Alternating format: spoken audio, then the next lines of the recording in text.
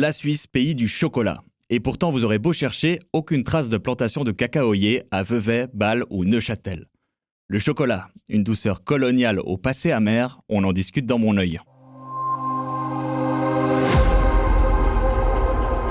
Mon œil, le podcast engagé de Public Eye. Je m'appelle Damien Vega et aujourd'hui on s'intéresse à un produit que tout le monde adore, le chocolat. Pourtant son histoire est aussi celle de l'esclavagisme. Comment la Suisse, un petit pays a priori sans colonie, a-t-elle fait pour devenir le berceau de grandes multinationales du chocolat ? Et ces petits carrés ont-ils toujours un goût amer d'exploitation ? J'en discute avec Dominique Ziegler, bonjour. Bonjour. Tu es auteur et metteur en scène basé à Genève, tu défends un théâtre populaire et engagé. Ta dernière pièce raconte l'histoire tourmentée du chocolat, elle s'appelle Choc, la friandise des dieux. Choc pour le chocolat bien sûr, mais aussi pour le passé choc de la Suisse. Le passé et le présent, parce que tout ce que j'ai découvert au cours de mes recherches pour la documentation autour de cette pièce, c'est que c'est horrible du début à la fin, enfin au présent actuel. C'est-à-dire que le chocolat, le cacao d'abord comme matière première, est une matière première qui est née dans l'esclavage et qui aujourd'hui perdure dans un esclavage sous une autre forme, si tu veux. On est passé de l'esclavage pur et dur à une forme d'esclavage salarié, entre guillemets, qui dit pas son nom. Donc, en fait, le choc, il est multiséculaire, multigéographique, parce que ça touche l'Amérique latine, l'Afrique, maintenant ça touche aussi une partie de l'Asie, et ça touche évidemment l'Europe, dans la mesure où nous, on est les bénéficiaires de cet esclavage moderne, comme on a pu être les bénéficiaires de cet esclavage passé. On va rentrer dans les détails de ce que tu appelles un esclavage moderne. Mais t'es pas le seul à remonter le temps pour faire l'histoire du chocolat. Les fabricants de chocolat le font aussi, comme par exemple au musée Lindt, que je te propose de visiter en bonne compagnie. Welcome to our chocolate discovery tour. Wow, Our cocoa trees. amazing. Yeah. Quite the jungle. Yeah, this is where all the chocolate starts. No trees, no beans, no chocolate. Yep, yeah, we're all set. Yeah, Roger's coming at 10 tomorrow. I just really hope I don't faint when I see him. That would be so embarrassing. Yeah, definitely. Ladies and gentlemen, the Swiss pioneers. They sure did make our lives a little sweeter. They did. The origins of chocolate go back more than 5,000 years. Such a long history. Malheureusement, je pense pas que tu as eu la chance de visiter le musée avec Roger Federer en personne, mais c'est la visite d'un musée comme celui-ci qui a donné naissance au projet de cette pièce.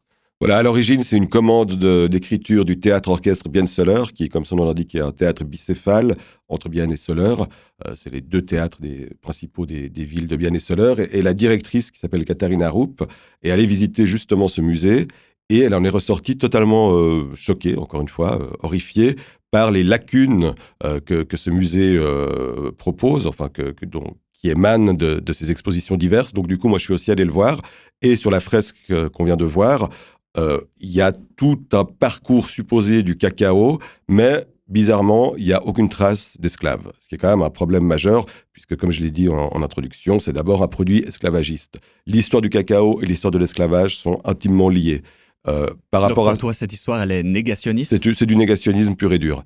Et du coup, Katharina m'a demandé de faire des recherches par rapport à ça et d'écrire une pièce sur ce sujet. Donc j'ai pris mon bâton de pèlerin et puis j'ai commencé à lire des livres, à faire de l'open source. Et les sources sont assez rares finalement. Il y a des histoires du chocolat enjolivé, comme au musée Lindt, où on parle de Marie-Antoinette, on parle de jolies recettes, etc. Mais on ne parle pas du vrai cœur du problème, à savoir encore une fois le double cœur, je dirais. D'abord le génocide des Indiens d'Amérique centrale, puisque c'est d'abord la boisson sacrée des Aztèques, et que Cortés arrive, il massacre les Aztèques, les Indiens d'Amérique centrale, et ensuite prend le cacao et l'amène à la cour de Charles Quint, et ça devient une boisson, c'est d'abord sous forme de boisson, le cacao, le chocolat, ça devient une boisson aristocratique.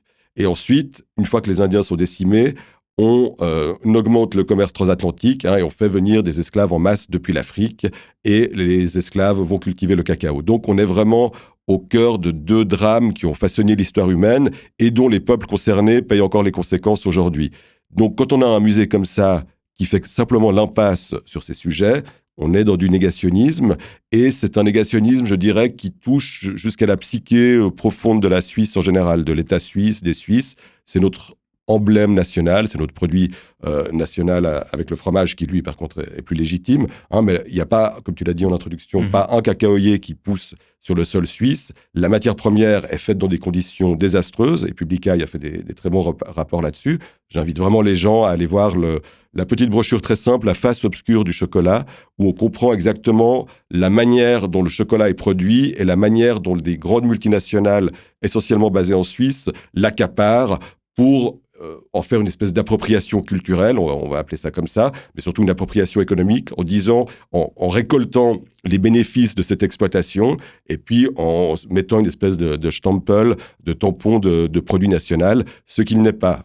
Je crois qu'on doit être un des rares pays à avoir un produit national qui n'est pas basé sur une matière première autochtone, qui plus est cultivée dans des conditions vraiment scandaleuses. Sur laquelle on met des photos de vaches, de montagnes, tous les symboles suisses. etc.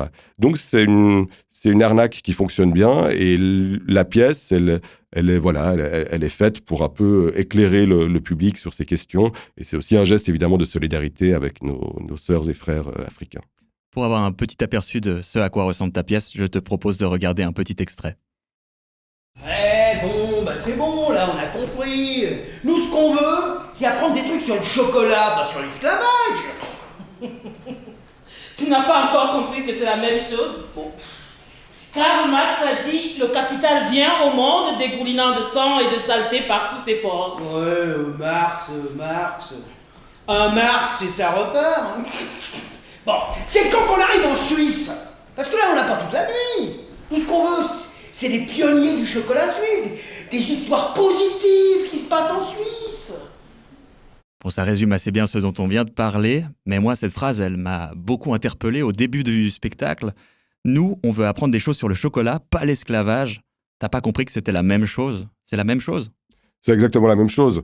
Comme je l'ai dit tout à l'heure, le cacao, c'est d'abord un produit qui est volé aux Aztèques, et puis qui après, une fois que les colonies espagnoles vont s'étendre dans ce qu'ils vont appeler l'Amérique, ils vont c'est une plante autochtone d'Amérique, donc ils vont prendre des plants du Venezuela, etc., et ils vont faire des grandes plantations à destination de l'élite européenne. Donc ça devient un produit commercial de luxe, et à destination des élites européennes.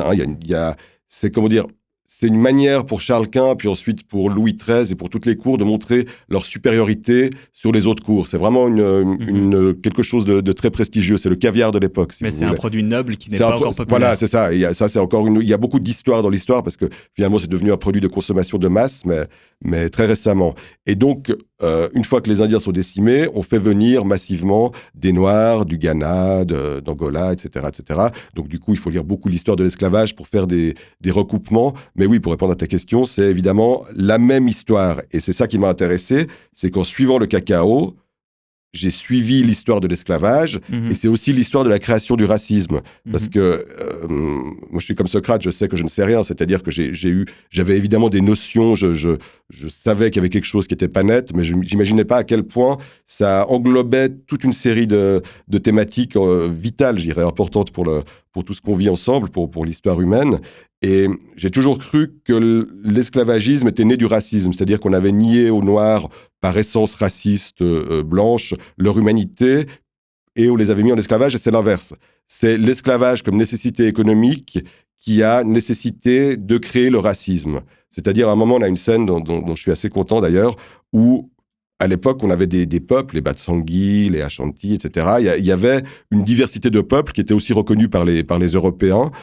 Ils négociaient avec différents peuples. Et puis, quand l'esclavage a commencé à devenir une affaire massive et vitale pour les intérêts économiques européens, on a réduit tous ces peuples, toute cette disparité culturelle, cette multiplicité, sous l'appellation de Noirs. Et donc, on a créé le noir. Et en créant le noir, on a évidemment créé en miroir le blanc.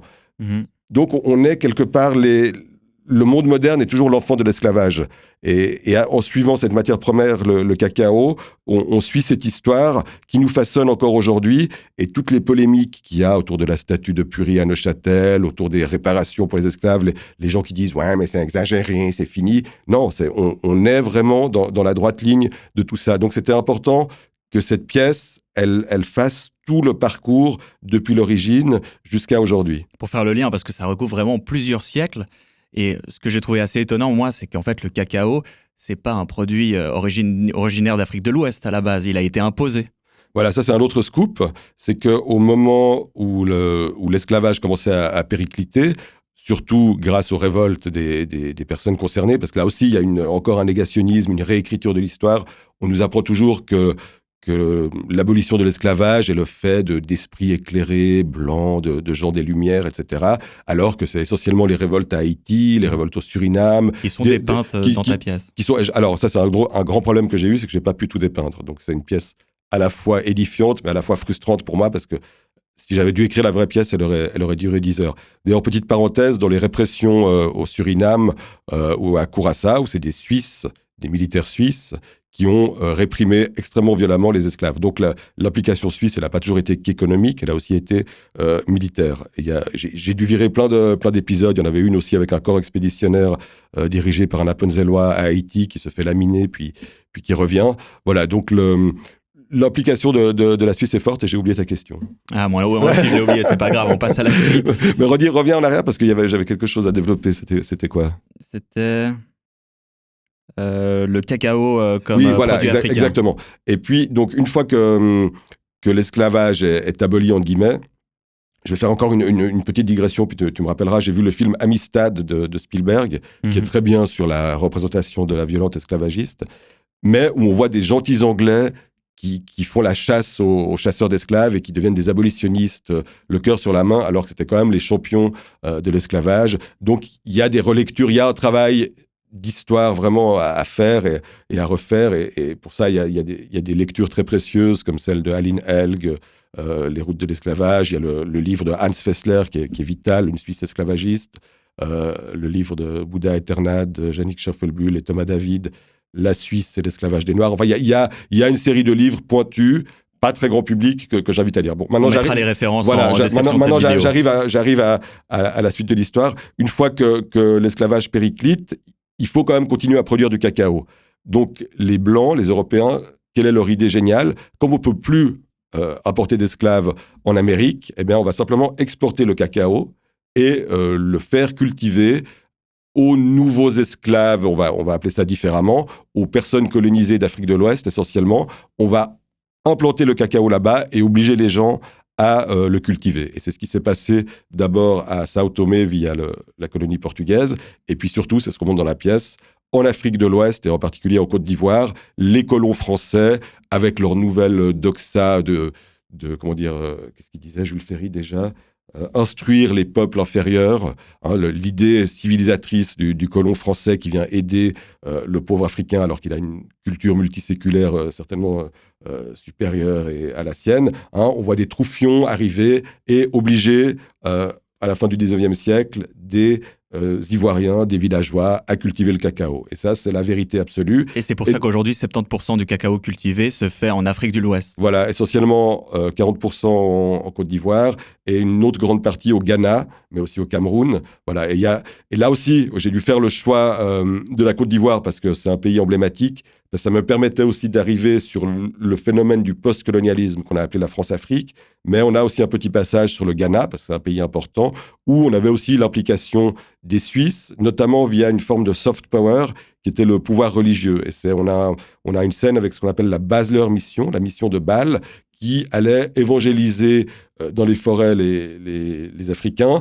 et évidemment, dont le but évidemment de les de les induire dans la direction de la civilisation blanche, des valeurs chrétiennes, etc. Et puis qui leur faisait cultiver également le cacao, qui sont parmi les premiers à avoir implanté le cacao au Ghana. Donc on voit encore une fois que la Suisse, la France, l'Angleterre, enfin toutes les puissances européennes sont vraiment ceux qui ont imposé la culture du cacao en Afrique. Et t'égratines aussi le nom de grandes familles suisses aussi, avec Jean Tremblay de Genève, la famille de Purie et Pourtalès de Neuchâtel, les Turnhuisen à Bâle. Des Suisses avaient donc des intérêts dans les colonies d'outre-mer et même faisaient de l'argent sur le dos des esclaves. Mais des Suisses avaient des billes dans la traite transatlantique. Il y a une grande famille bâloise qui s'appelle Burkhardt, qui avait des bateaux entiers qui étaient comment dire, des bateaux esclavagistes. Par exemple, dans le livre de Hans Fessler, Une Suisse esclavagiste, il parle d'une frégate qui s'appelle, sauf erreur, le Cultivateur, où il y a une révolte d'esclaves. Et Burkhardt a des billes dedans et est complètement atterré parce qu'il perd de l'argent. Et il y a le détail de la révolte réprimée extrêmement violemment, qui est du nazisme sur mer, on va dire. Et tous ces gens sont juste très ennuyés et très choqués des pertes d'argent qu'ils subissent. Et là, on a des exemples extrêmement multiples, mais que les gens connaissent pas, que moi-même je connaissais pas. Si je m'étais pas intéressé au sujet, j'aurais jamais connu cette réalité. Et donc, ce dénommé Hans Fessler, qui a écrit La Suisse esclavagiste, il a un site, toussaintlouverture.ch, avec, sur ce site, il faut un peu chercher, c'est un peu compliqué, une page qui s'appelle CARICOM, quelque chose comme ça. Et là, il a la liste de toutes les familles suisses et de tous les endroits, Suriname, Curaçao, Venezuela, de l'implication de chaque famille suisse dans chaque endroit. Donc, il a fait un travail titanesque. Je ne sais pas comment il a fait, mais pour moi, c'est un travail que tous les Suisses devraient connaître parce que c'est notre histoire. Et c'est quoi les conditions aujourd'hui des petits producteurs de cacao ? Le gros de la chaîne, c'est le suivant. On a des citoyens, des villageois ghanéens, ivoiriens, camerounais, etc., qui cultivent d'extrêmement petits lopins et puis qui doivent vendre leurs fèves à un prix qui est déterminé par les marchés européens ou américains. Donc, ils n'ont aucune mainmise sur ce qu'ils produisent. Et ce prix qui leur est imposé est totalement dérisoire. Ils touchent, je crois, 6% de toute la production. La moitié des cultivatrices et cultivateurs vivent sous le seuil de pauvreté. Et l'autre moitié, c'est pas beaucoup mieux.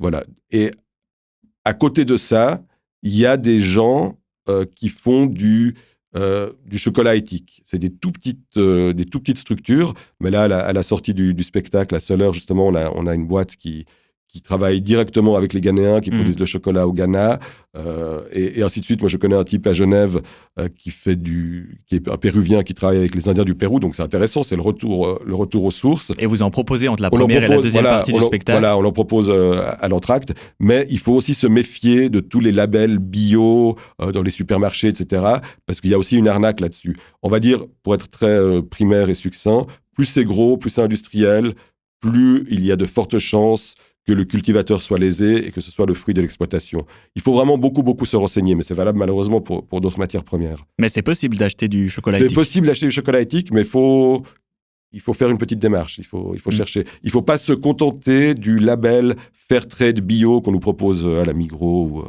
ou ailleurs. Je ne l'ai pas mentionné, mais cette pièce, elle est bilingue, français-allemand. Et elle rassemble aussi des comédiens et comédiennes originaires de plusieurs pays différents, la Suisse, la France, le Congo, le Cameroun, la Côte d'Ivoire. Et il y a une volonté derrière le mélange de langues. Bien sûr. D'abord, il y avait une commande, comme je l'ai dit, du théâtre-orchestre Bienne-Soleure.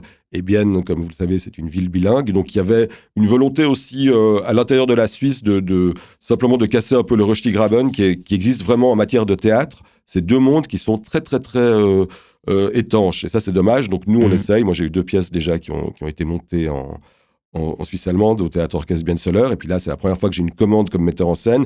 Et une des commandes, elle est ça. Elle est locale. Elle est de un peu plus fédérer les cultures romandes et suisse allemande. Et il y a des sous-titres pour rassurer les auditeurs. Pour rassurer les potentielles spectatrices et spectateurs, c'est sous-titré. Quand ça parle en allemand, il y a les sous-titres en français et inversement. Mais comme j'ai insisté, et j'avais même pas besoin d'insister, c'était presque inclus dans l'idée de base, il fallait que pour une thématique qui touche autant l'Afrique, on ait au moins une moitié de distribution qui soit africaine, ce qui est le cas. Et puis après, on a cherché des acteurs qui soient d'origine africaine ou africains bilingues, et on n'en a pas trouvé beaucoup. Du coup, moi, j'ai fait mes recherches de mon côté et j'ai amené 2 acteurs que j'avais vu jouer, que j'appréciais beaucoup et que j'apprécie toujours beaucoup, Fidel Ba et Hyacinthe Zougbo, qui sont d'origine ivoirienne, ce qui tombait bien parce qu'on a eu des très bonnes discussions autour de la thématique. Et puis, j'ai cherché l'actrice principale, celle qui guide le beauf qu'on a vu en extrait, très bien interprété par Jean-Alexandre Blanchet. C'est une Camerounaise, une grande actrice camerounaise qui s'appelle Yaya Mbile. Et puis, on a une quatrième personne suisse d'origine africaine qui s'appelle Clovis Kazanda, d'origine du Congo-Kinshasa. Et voilà. Et toutes ces personnes, à un moment, plus on avançait, plus on trouvait que c'était important que leur langue soit représentée, que les dialectes soient représentés, ce qui fait qu'on a aussi une multitude de langues issues de différents peuples africains, pas seulement des leurs, d'ailleurs, comme les Africains ont une connaissance beaucoup plus vaste que la nôtre des différents dialectes, des différentes cultures africaines, on en a profité pour parler Ashanti, pour parler de Baolé, pour parler différents langages, et ça aussi, on le traduit. Donc, la commande bilingue romano-germaine de départ, elle s'est transformée en une espèce de pièce multiculturelle que les gens arrivent très bien à suivre. Je pense que ça rajoute au rythme et à la richesse de la pièce. Je te propose de regarder l'un des comédiens que tu as cité, Fidel Ba, en train d'incarner Louis XIV dans ta pièce. Mais nous tenons des îles bien en main. La Guadeloupe, la Martinique, l'île de la Tortue. Pour les faire prospérer, une seule solution. Des esclaves, encore des esclaves. Il n'y a aucune raison que la couronne d'Espagne décide de qui a le monopole de la traite des Noirs. Les Noirs sont à ceux qui les attrapent. Nous avons établi de nouveaux comptoirs sur les côtes d'Afrique. Mais là aussi, la concurrence est rude, Majesté. La chasse aux Noirs bat son plein. Les Hollandais et les Anglais ont une grande longueur d'avance. Attrapez plus d'esclaves. Emmenez-les sur nos îles des Antilles. Et faites-les cultiver ce fruit étrange. Le cacao. Ma femme adore la boisson qui en est issue. Elle ne peut s'en passer. La chasse aux Noirs bat son plein. C'est des personnes racisées qui prononcent ces paroles. Il y a une intention dramaturgique. Ça s'est présenté comme ça. L'idée, c'était que tout le monde joue un peu tous les rôles qui pouvaient leur convenir et que ça soit justement des personnes noires qui jouent des monarques européens. Là, on a Colbert et Louis XIV. C'est pas une idée préconçue. Je me suis dit, j'ai un plan génial. Ça s'est présenté comme ça. On a essayé, puis on a vu que ça fonctionnait, que ça racontait vraiment finalement l'absurdité du racisme. Voilà, le fait que Louis XIV ou Colbert, qui va faire le Code noir, parle justement de la mise en asservissement des Noirs, ça nous a paru un jeu de miroir assez intéressant dans la mesure où, encore une fois, ça dénonce la stupidité majeure de ce genre de concept. Et puis aussi, c'est simplement parce que ce sont des très bons acteurs. Ce sont d'excellents acteurs et fidèles comme Clovis dans ses rôles de monarque. Ils dégagent une classe inouïe et ils correspondent vraiment tout à fait au rôle. Maintenant, ce qu'il y a d'intéressant dans l'extrait que vous avez montré, c'est que justement, ça fait le complément ou le miroir inversé de l'historiographie du chocolat tel qu'on nous la présente dans les musées. Quand fidèle Louis XIV dit « Ma femme adore la boisson qui est issue du chocolat », on se retrouve dans ces histoires de Marie-Thérèse qui prend le chocolat à la cour, c'est charmant. Simplement, juste avant, on a raconté apportez plus d'esclaves, faites-les travailler, etc., etc.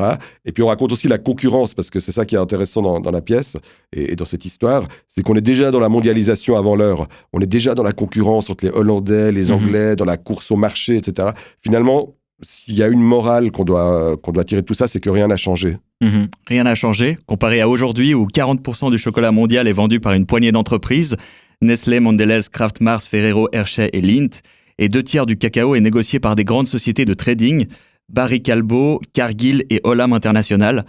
Tu fais beaucoup référence à ces géants dans la pièce. Alors je te corrige juste sur la dernière donnée, c'est pas forcément des traders, c'est ceux qui transforment le cacao. C'est ceux qui ont vraiment la matière brute et qui vont justement après vendre aux 6 autres que tu as mentionnés. Et c'est vrai que c'est assez hallucinant de savoir que pour un produit aussi populaire, 3 grosses multinationales tiennent 65% du marché, de la pâte et des différents produits qui vont permettre ensuite aux détaillants de faire du chocolat. C'est une espèce il faut que je fasse attention aux termes, mais une espèce de mainmise, on va dire, sur un produit. Et donc, ça implique que les prix aussi sont en grande partie entre leurs mains et celui du marché, des traders. On parle aussi des fluctuations boursières, du fait que le cacao, comme toutes les matières premières, est un objet spéculatif. Et encore une fois, au bout de la chaîne, ou au début, et la chaîne avec un double jeu de mots, ce sont les cultivateurs africains, les villageois, etc. Et je dirais encore une chose, on suit le fil du cacao tout le long de la pièce, mais il y a un autre fil qu'on suit, c'est celui de l'enfant africain. C'est-à-dire, on suit un enfant africain qui soit un enfant au Ghana mis en esclavage, un enfant en Côte d'Ivoire victime du colonialisme français mis au travail forcé, parce qu'ils ont appelé ça le travail forcé, c'était le nom officiel au 19e siècle. Et puis, on le suit encore aujourd'hui dans les plantations de Côte d'Ivoire, enfants esclaves du Burkina ou enfants du cultivateur ivoirien. Voilà, ça c'est vraiment le fil le plus important. Il est interprété brillamment par un magnifique acteur qui s'appelle Hyacinthe Zougbo, qui est sans âge et qui peut jouer et traverser les siècles avec beaucoup de talent et d'émotion. Merci Dominique Ziegler d'être venu. Merci à vous de l'invitation. C'était Mon œil, le podcast engagé de Public Eye qui regarde là où les multinationales voudraient qu'on détourne le regard. À bientôt.